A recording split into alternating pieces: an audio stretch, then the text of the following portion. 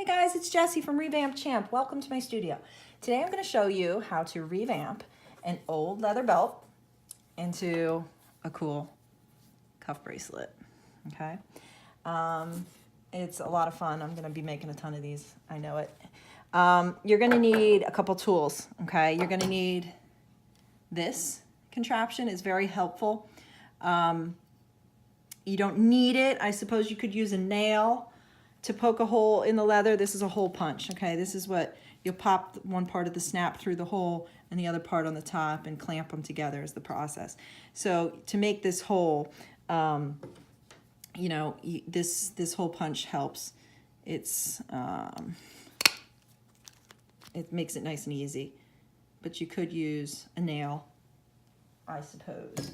But this one punches the leather out instead of just splaying it, so it's gone. So I do recommend this. I'm going to put a link to it in this blog post.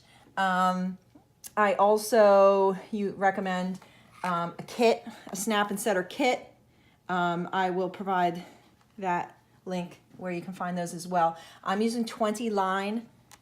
Okay, so L20 stands for line 20. That's the size of the snap that I'm using. I use 2 individual line 20 snaps. You could use a 24 line on maybe if you have a skinnier belt and you just want to use one bigger snap, that would be good for that. So okay, see that the kit. The kit comes with this domed anvil that keeps it nice and the top of the snap nice and smooth when you hammer, and it comes with this setter, which is nice. And you can just use a hammer. There's mallets. There's leather mallets you can use, but a hammer works just fine for me. So I'm going to put my anvil underneath. I'm going to, you can follow the instructions of what piece goes with what. I'm going to anvil, then I'm going to put the domed snap cap down. I'm going to put the little doohickey through the hole, and then I'm going to put this piece down. Then I'm going to put my setter right on top. I'm going to check it. I'm going to make sure that it's splayed out. That metal tube, basically, when you hammer it with the setter, it goes psh, and it attaches the 2 pieces. And it worked. So that's that one. Now I'm going to do this one. Anvil, dome,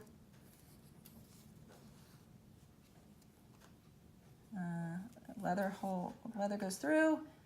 This goes down.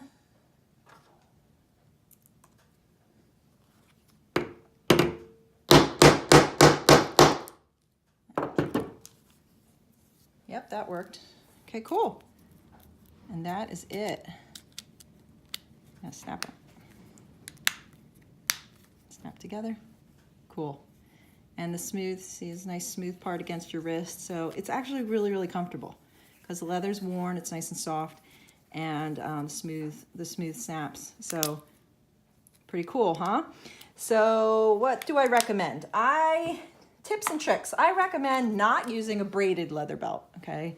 A braided leather belt, when you go to cut it to size with your scissors, is to the size of your wrist, is going to unravel the braids, okay? So don't use those. I found this perforated leather. This worked just fine. I also had this studded leather one that was smooth on the back still, so that's nice against the wrist, and it already has a design. But you could just use a flat belt as well. So that's that. Other tips and tricks. I recommend practicing on a small piece before you start because you'll mess up once, maybe twice, but you're going to rock it the 3rd time. So do it on a small piece. You have plenty of snaps in your kit to practice with. Okay. The other tip and trick is that I'm going to do a follow-up post to this because I meant to also buy like a nice dye to finish the edge off. See, it's rough. It's like a rough edge, and the edge of the belt is like dyed and smooth. There's a bevel tool that you can use to carve the leather so it's nice and smooth, and you sand it and you put this dye on. So I might get some of that for this one. It's fine without it, but I don't know. I think it would look a little more finished if it had that. This one doesn't matter so much because the edge of this belt is rough. And so when you cut it with the scissors across, it's rough too. And it kind of matches, it works on this one. But for the more finished edge, I might try that die. And that's it. Have some fun with it. Let me know what you do. Thanks.